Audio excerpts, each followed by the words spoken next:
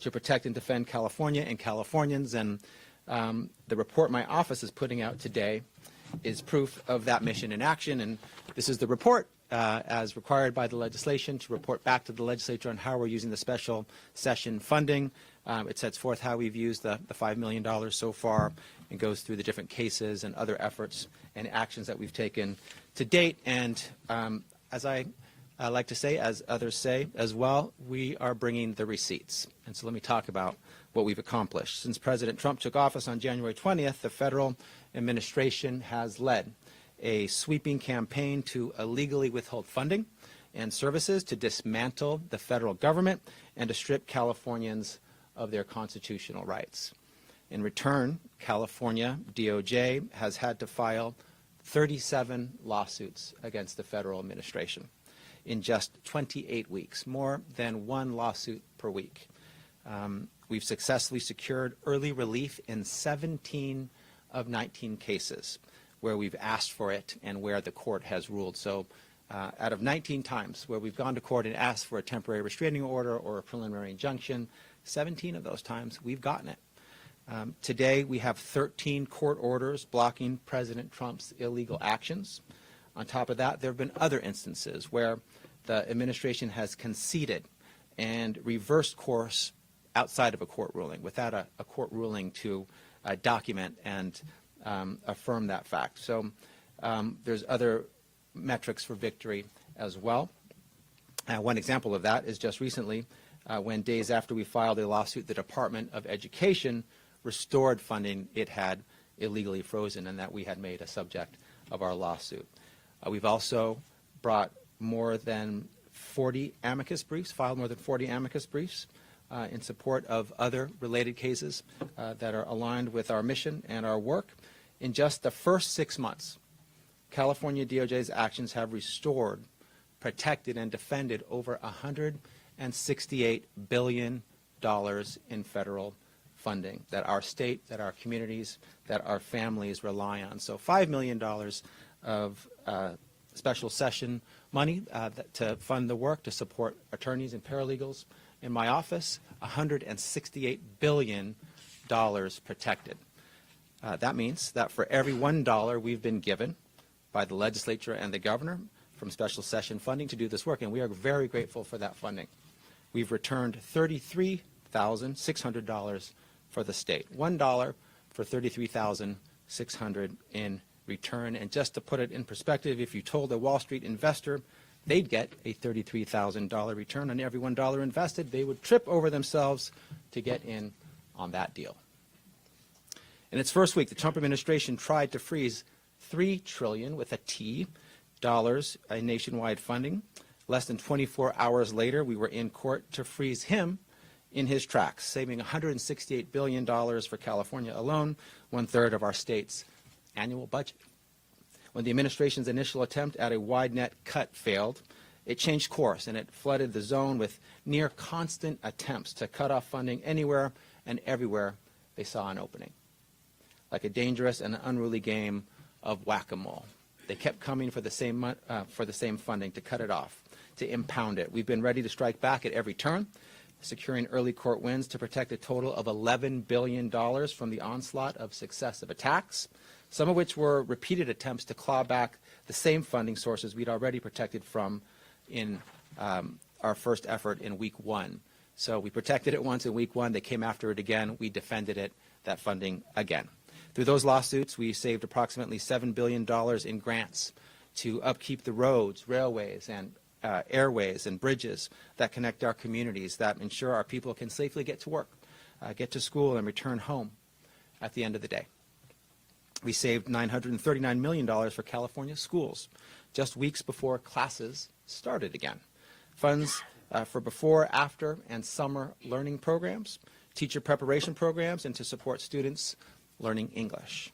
We saved $972 million in critical public health funding for the state, funding that ensures access to immunizations, that identifies, tracks, and addresses infectious diseases, and that modernizes our public health system. And we saved more than $300 million for electric vehicle infrastructure to ensure our state is ready and able to move into a future-driven buy electric vehicles. Those are just some of the examples of the savings that we've had, the successes that we've secured. California isn't even asking for its fair share of federal funding. After all, we are the biggest donor state in the country, paying more federal taxes than we get back in return.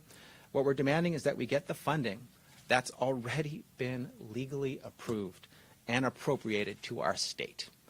Funding that comes from our tax dollars to support our schools, healthcare, transportation, and much more. The money is critical, and it touches every corner of California. But our work goes far beyond dollars and cents. It's also about stopping the federal administration from senselessly tearing down the federal government and the services Americans count on it to provide, paid for by our tax dollars. Is our government perfect? No, no institution is. But lighting it on fire and walking away is not the answer. That only stands to hurt our people and set our nation back for generations to come. We blocked the administration's attack on the Department of Health and Human Services because we need it to continue protecting the health and safety of millions of Americans, to combat infectious diseases, reduce smoking-related deaths, and ensure all families have access to early childhood programs. We blocked its attempt to dismantle AmeriCorps so volunteers can continue to answer the call to serve their country and their fellow American by tutoring students, serving veterans and older adults, fighting the opioid epidemic, and rebuilding our communities in the wake of disaster.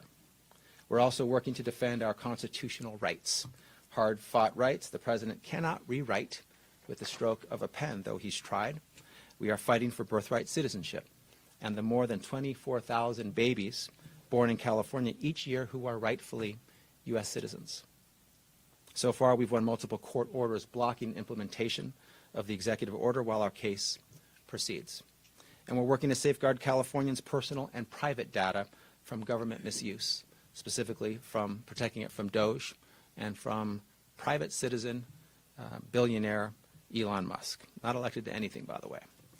We blocked the poorly named Department of Government Efficiency from accessing your financial data, sued the administration for illegally sharing Medicaid data with ICE, and challenged demands that we turn over the sensitive and personal data of SNAP recipients. When you add it all up, you see the totality of what's at stake. The California dream. The idea that every Californian, no matter how they look, where they live, or how much money they have, can send their kid to school, go to the doctor when they're sick, and put food on the table and a roof over their heads. Can work hard, support their families, and give back to their communities. Can rely on their federal and state government to have their back. I want to be very clear. I don't want to have to file these lawsuits. I'd much rather work with the federal government to serve, protect, and uplift our people and our state. In fact, the moment the Trump administration stops breaking the law and violating the Constitution, we'll stop suing. It's simple. Until then, we have no choice but to take legal action. No one is above the law, not even the President of the United States. When you break the law, you need to be held accountable, plain and simple. The irony is the President has an enormous amount of lawful power at his fingertips. There's so much he can actually do legally. If he just stick to that, we wouldn't have a case against him. Instead, President Trump and his allies continue to abuse their power, break the law, violate the Constitution, and harm our people. Be it threats to our schools, research for our future, medical care for our sick, or infrastructure that keeps our communities working. There's too much at stake to sit idly by and follow and allow the President to continue unchecked. So you've got my word. Every time the President or his allies break the law, my incredible team of public servants at the California DOJ and I will be here to take them in court, just like we have 37 times already. As Attorney General, it's my job and my honor to protect California's people, resources, and values. I've got your back. I've got California's back. I'll protect your rights, your freedoms, your funding, and our values. And fortunately, I don't stand alone. I have a great team at the California DOJ, and I'm grateful to be able to stand with our great governor and our colleagues in the legislature. We're one team. The federal government might be content to forego its duty to serve the people, but the state of California never will. And now it's my great pleasure to welcome up my partner in this incredible work, Governor Gavin Newsom. Thank you. Thank you to the Attorney General. Thank you for the comprehensive overview, and thank you for putting together this report in a transparent way. You may recall this report came out of a legislative process that began during the transition of the Trump administration. We called a special session.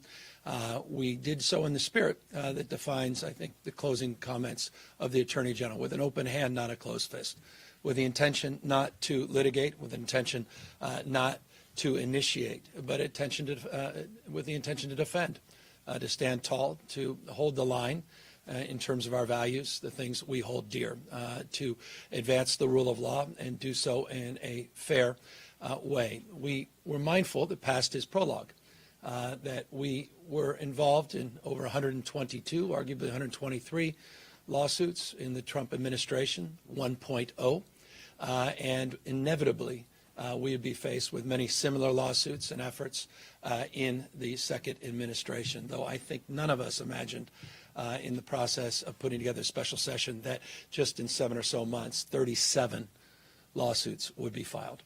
None of us are surprised that so many of them have been successful.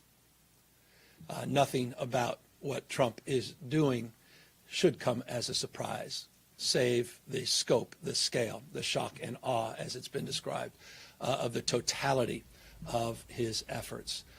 Thankfully, we have an outstanding leader in our Attorney General.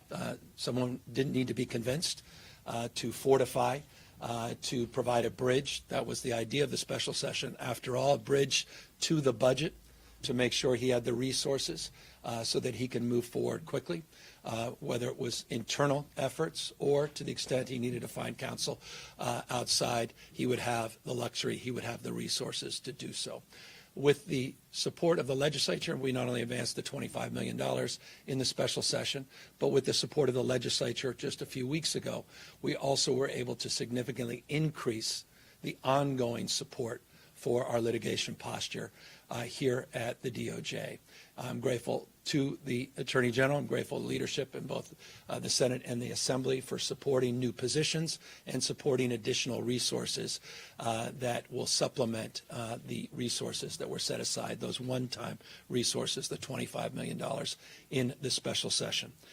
It was never the intention to quote-unquote Trump-proof, your words, not mine, during the special session, but undoubtedly those resources have come to bear great fruit. And I'm grateful again to your leadership, to your team's leadership, to your stewardship, to the partnerships that you've formed with other states.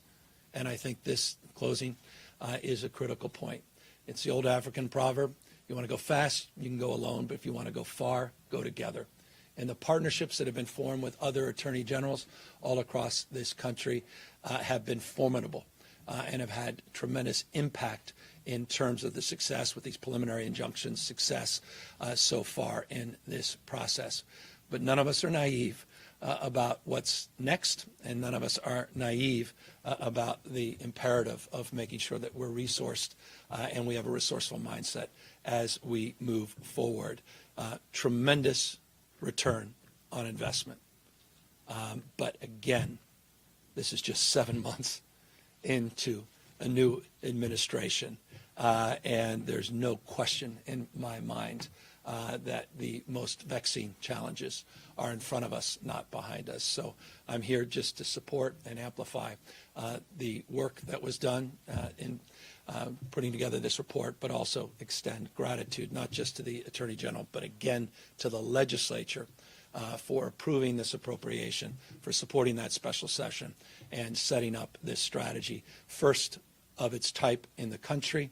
We took this next administration, the new Trump administration, seriously, and thankfully we did. And I'm very, very proud of you and your team, and grateful for the opportunity just to highlight and reinforce the success that's laid out today in this report. Thank you, Governor Newsom. Appreciate the partnership again, the kind words, the ability to talk about in a transparent way what we've accomplished so far, and with clear eyes and a sober outlook, ready for whatever happens next. We will continue to do what we've already done. And I think what we've accomplished is proof positive of what we hope we can continue to accomplish on behalf of California, our people, our values, and our future. So with that, happy to answer any questions that you might have. For both of you, Ashton Zavala, who's very free, just on redistricting, which I know is separate from a lot of this, but still kind of philosophically the same.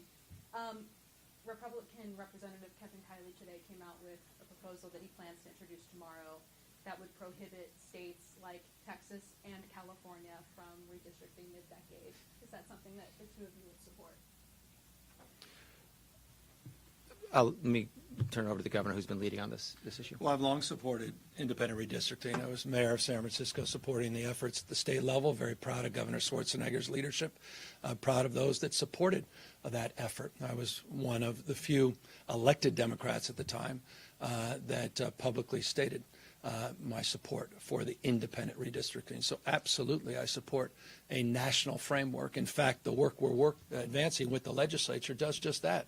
It reinforces the framework, the policy, through a constitutional framework to advance as policy support for national independent redistricting commission. That's absolutely the goal. I'm appreciative that this member of Congress is waking up to the realities, what has occurred in Texas. I haven't heard much from him as it relates to the condemnation of their efforts, but I'm grateful that he recognizes the importance of a national framework. Sorry, just to be clear, his legislation prohibits a mid-decade redraw. Is that something that you'd be okay with? That way you wouldn't... Well, this whole thing is in response to, and in many ways it's the spirit, and I appreciate your question, and I'll build off it. It's the spirit of the special session, this special session, as it relates to putting ourselves in a position to respond to the assault on the rule of law and our democratic principles, principles of federalism, 10th Amendment, that so often are brought to bear in light with the litigation that we've advanced. The proposal that we're advancing with the legislature has a trigger. Only if they move forward to dismantling the protocols that are well established would the state of California move forward in kind, fighting, yes, fire with fire. So in that light, I believe there's consistency. Hi, Governor. Monica Madden, ABC 7 News. Last night, California state Democrats and congressional Democrats had a meeting to discuss this ongoing redistricting plan, and we're hearing that California Democrats have a draft, or almost are done with the draft of these maps. Have you been in conversations with leadership about this? Have you seen the maps? And of course, this would end up going through the legislature. I haven't seen the maps, but we helped initiate those conversations. My team were part of those conversations last night. They've been an ongoing series of conversations that continued into the evening, continued this morning, and will continue until we land on a process. That process has to have the concurrence, the support of 2/3 of the legislature. The maps, we believe, should be transparent. They should be provided in a transparent way to the public. And as a consequence, those maps are being processed and will be brought to light. I have not had the opportunity, nor am I getting into the details of what those maps look like. I'll allow more objective minds to do just that. But the ultimate determination will be by the people of the state of California. We will offer them the opportunity to make judgment for themselves. Again, only if Texas moves forward. We would maintain the framework of the Independent Redistricting Commission that I support, that I believe in. We would just allow for this mid-census redistricting to occur just for congressional maps in 26, 28, and 30. It would also state, as I said a moment ago, and I'll reinforce, that we believe it should be national model, independent national redistricting, and it would revert back to its original form. But it's done in response to the existential realities that we're now facing. Things have changed. Facts have changed. So we must change. I think it's in the spirit of, Lincoln's infamous second inaugural. We have to disenthrall ourselves so we can save this country. We've got to think anew. We've got to act anew. Things have changed. We're reacting to that change. They've triggered this response, and we're not going to roll over. And we're going to fight fire with fire. But we're going to do so not just punching with the weight of the fourth largest economy, the most populous state in our union, the size of 21 state populations combined, but we also will punch above our weight in terms of the impact of what we're doing. And I think that should be absorbed by those in the Texas delegation. Whatever they are doing will be neutered here in the state of California. And they will pay that price. And we believe public opinion is with our approach. And I appreciate the growing recognition in other states, of other governors, of like mind, and the people of this country recognizing what's at stake. These folks don't play by the rules. If they can't win playing the game with the existing set of rules, they'll change the rules. That's what Donald Trump has done. He's dialing for seats. Familiar, because he dialed for votes in the last election. Here's someone who tried to break this country, tried to light democracy on fire on January 6th. He recognizes he's going to lose in the midterms, and we have the opportunity to de facto end the Trump presidency in less than 18 months. That's what's at stake, and that's why we're putting a stake in the ground. We're not drawing lines to draw lines. We're holding the line on democracy, on the rule of law, co-equal branches of government, popular sovereignty. That's what this is about. Did you invite Texas Democrats who are breaking quorum to come to California? They were told we would support them in any way, and I was with them, as you know, last week at the governor's mansion. Governor, separately from what you're doing here in California, are you planning on making any investments in Texas to stop the mess? Well, we're going to do what we can to resource and support them, but our focus is here on California. Should Californians be prepared to go to the polls in November for a special election? It's cause and effect. It's triggered on the basis of what occurs or doesn't occur in Texas. I hope they do the right thing. And if they do the right thing, then there'll be no cause for us to have to move forward. But again, we're working with the legislature on a trigger that if they do move forward, California will not sit by idly and watch this democracy waste away. We'll fight fire with fire, we'll assert ourselves, and we'll punch above our weight, and it will have profound impacts on the national outcome, not just here in the state of California. I appreciate it's already led to some members of our delegation now calling for independent redistricting. That's an encouraging sign. So already, perhaps, people are waking up to the reality of California entering into this conversation. We're not a small state. Again, we punch above our weight. It will have profound national implications if we move forward. And I'm confident if we move forward, the people of this great state will support this effort. If California moves forward with a special election for this mid-decade redistricting effort, can you talk about how realistic it is with such a tight timeline? If you're hoping to put this on the ballot in November, on November 4th, there's have to be 45 days that needed for mail-out ballots and things like that. So how confident are you in getting this done with such a tight timeline? Very, and we'll get it done. And the goal is to get it on the November 4th ballot, where other municipal elections are already occurring. But Governor, I mean, you basically have to act by the end of this month to meet those timelines. What if Texas hasn't actually done anything by then? I mean, are you just going to move ahead with it anyway as a backup plan? I'll repeat what I said earlier because it's important, and I appreciate the opportunity to clarify it on the basis of your question. We have trigger component of this effort, so it only goes in effect if it's triggered by action that occurs in Texas. To be clear, the ballot language says this would not go into effect if Texas's maps or any other state. Is that? I want to make something clear. The ballot language says nothing at the moment. The ballot language is being worked on at the moment in a process that began a few weeks ago. that process, and I appreciate you highlighting last night. There were a series of additional meetings, and they continue today, and they'll continue over the course of the next few weeks. We're very mindful of the calendar, mindful of what is required. The legislative leaders are deeply mindful of that as well, working with the respective caucuses. The language is being worked on. It's being negotiated. It's being debated within the caucus, and it will be made available in very transparent terms to the people of the state of California that will ultimately make the determination for themselves, what they want for themselves.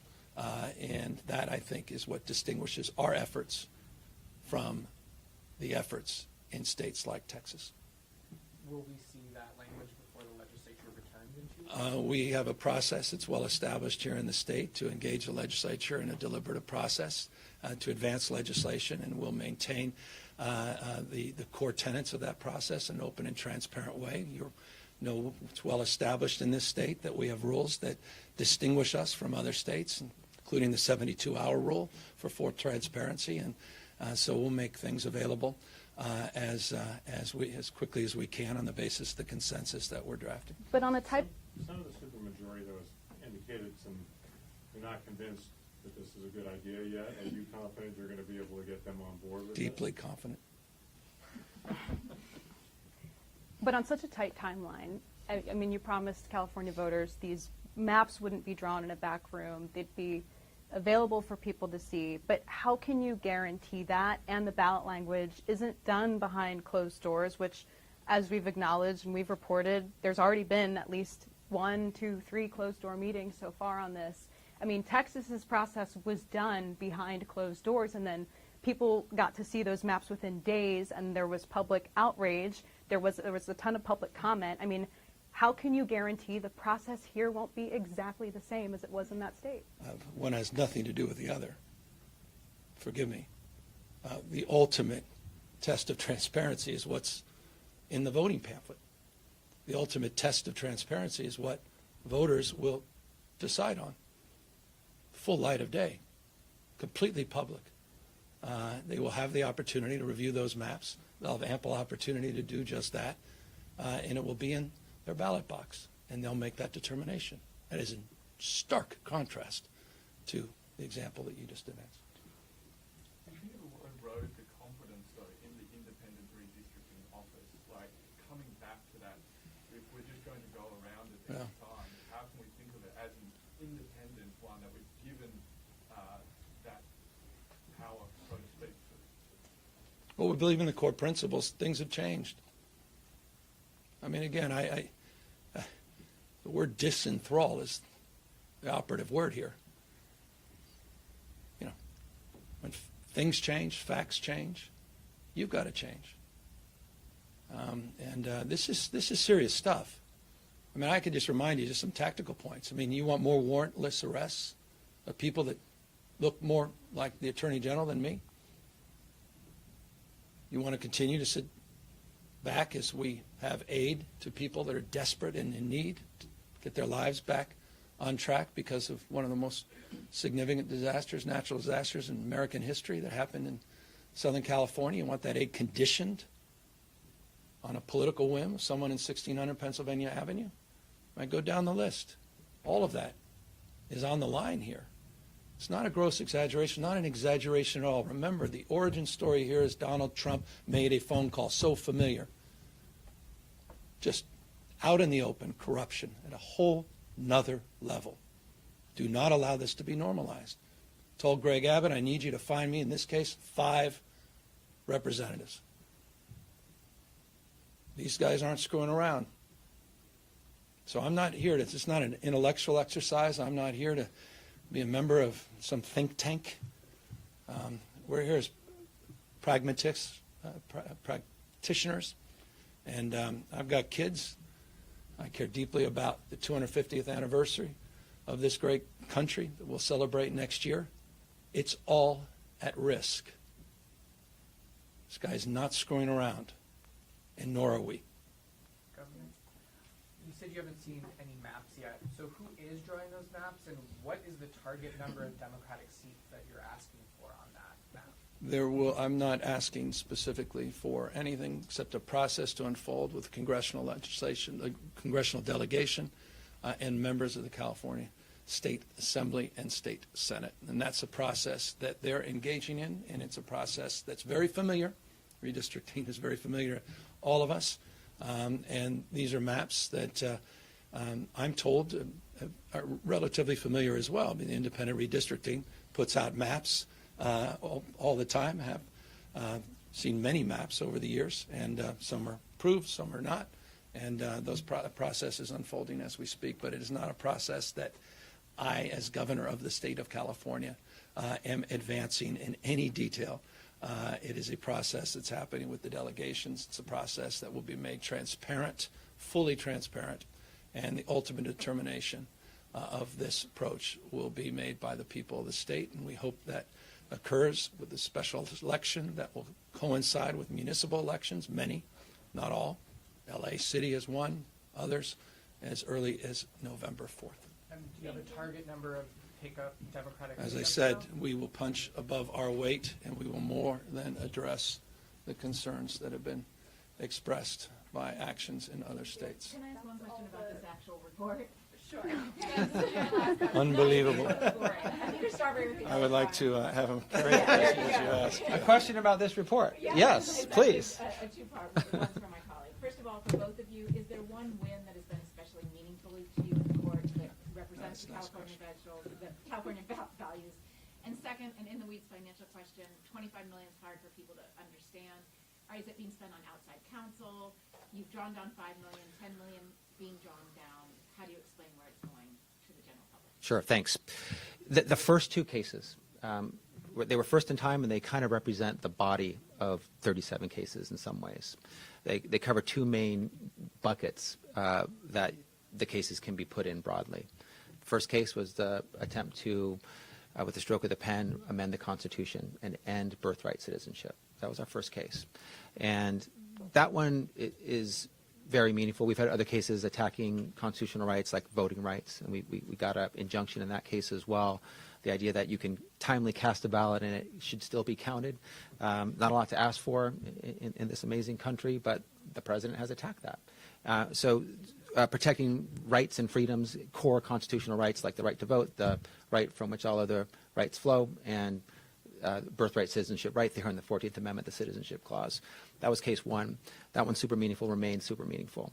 The second one represents the attacks on congressionally appropriated funding. It was the OMB memo case, Office of Management and Budget, $3 trillion at risk, nationwide, $168 billion for the state of California. We were able to block that, stop that, make sure that that $168 billion continued to flow, things that it funded housing and health care and food and child care and college and emergency and disaster relief and response. So very important. I think those cases, they were the first two in time, but they remain sort of the most important in terms of what they represent, the amount at issue. Nothing has been higher in terms of what was at stake in terms of financially than the $168 billion in the OMB case. And, this core constitutional right being attacked by the president on day one, the day he raised his hand and took the oath to follow the laws and the Constitution, he breaks it later that day and tries to amend the Constitution in a way that's unlawful. I think those two cases remain really important and defining as we continue the work. $25 million is a lot of money. We're grateful to have it. $168 billion is a lot more money than $25 million. We've spent $5 million. What do we spend it on? We spend it on attorneys and paralegals, the people who bring the cases, who file the complaint, who go to court, who argue the motions, who secure the restraining order, who secure the preliminary injunction, who write the briefs, who respond to the court, who protect the trial court victory at the appellate level. So it's mostly all attorneys with some paralegals, all inside. We have not spent any money on outside counsel in our litigation. We hope to internalize it. We think we have an incredible team. I think the success and the metrics that we've laid out today are proof positive of that. So we want to continue to support the great men and women at the California Department of Justice who do this work, our attorneys and our paralegals and their support teams. The National Guard lawsuit is expected to go to trial in Judge Breyer's court next week. Are you anticipating the Trump administration to try and get this lawsuit completely tossed now that they have been withdrawing slowly but surely the number of members on the ground in Southern California? We are very aware of that potential strategy. They sort of signaled it to us earlier, and their sort of slow withdrawal of Marines and National Guards people suggests that they might be coming to an end. They're not there yet. I mean, this is, by the way, far too slow and not soon enough. They should never have had people there. The Marines and the National Guards people arrived to quiet streets in L.A. the day they arrived. And the president has been incredibly, in my view, disrespectful to these patriots. He's treating them as political pawns, and they're sitting on federal buildings. They're sleeping over each other. They're not having appropriate support. And they should be doing other things. They were doing other things. The governor had the National Guards people doing important things, fighting fentanyl and wildfires, and they were brought to L.A. as a political stunt, unfortunately. But we're aware of that possibility. It might be that by the time of the preliminary injunction hearing, there's no National Guards people or Marines on the streets of L.A. And Judge Breyer would have to look at that and determine if the issue is still ripe and one that deserves a ruling, or if it's now moot because there's no more troops on the ground. But it reinforces the litigation strategy. Those things are not coincidental. Had we not positioned ourselves, we not postured with that litigation approach, we would not be in this position with that withdrawal. That's right. We pushed for the preliminary injunction hearing. They were aware of the hearing. The timing of their withdrawal is very cognizant of the hearing. And so our goal was to not have the troops there, and to the extent that they were there, have them removed as soon as possible. That is happening. So I mentioned earlier there's different ways to measure victory here. And some are with orders that we secure. Some are with the actions that the federal government takes in response to our actions in court. This is another example of that. Just given the rate of litigation, do you anticipate having to add more to the $25 million fine? You said 37 lawsuits in the last 3 weeks. We're on ongoing discussions about how much is appropriate and needed to fund our successful lawsuits to defend California's rights, freedoms, and funding. So we're having those discussions with the governor's office, with the legislature. We're making it clear what we think we need. We're grateful for the $25 million and the ability to draw down that $5 million so far. We do think we will need more going into the future, and I'm hopeful that through the conversations that we have talking about what we would use it for, our success so far, what the continuing threats are down the road, that we'll get to a place that will work for everybody. And let me assure you, he will not be in need of resources to do his job.